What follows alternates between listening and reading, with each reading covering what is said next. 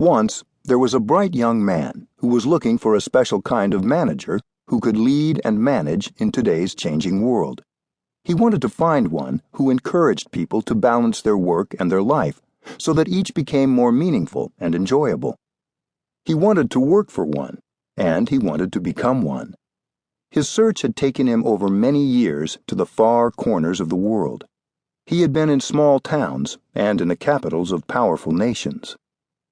He had spoken with many managers who were trying to deal with a rapidly changing world, executives and entrepreneurs, government administrators and military personnel, university presidents and foundation directors, with managers of shops and stores, of restaurants, banks, and hotels, with men and women, young and old.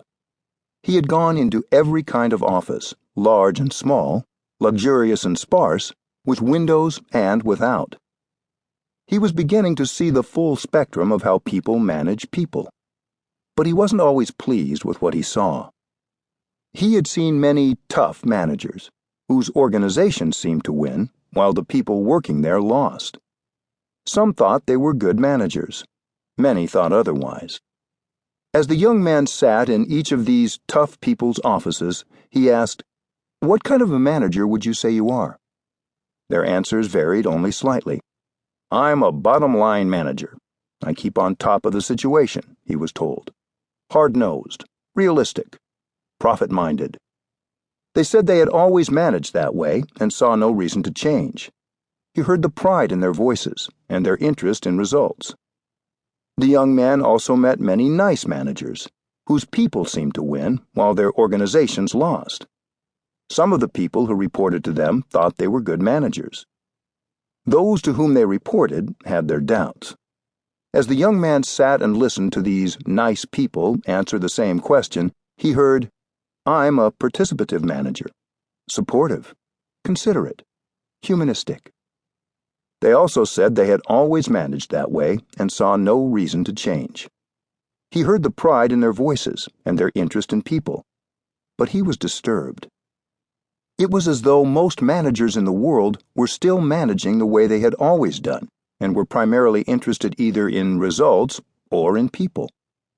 Managers who were interested in results often seemed to be labeled autocratic, while the ones interested in people were often labeled democratic.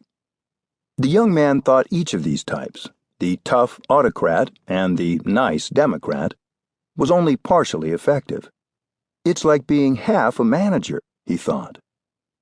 He returned home tired and discouraged. He might have given up his search long ago, but he had one great advantage. He knew exactly what he was looking for. In these changing times, he thought, the most effective managers manage themselves and the people they work with, so that both the people and the organization profit from their presence.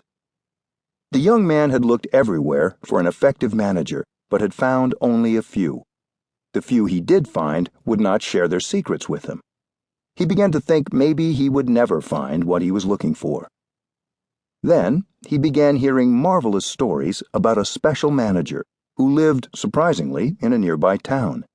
He heard that people liked to work for this man, and that they produced great results together. He also heard that when people applied the manager's principles to their personal lives, they got great results as well. He wondered if the stories were really true, and if so, whether this person would be willing to share his secrets with him. Curious, he phoned the assistant to this special manager to see if he might get an appointment. To his surprise, the assistant put him through to the manager immediately.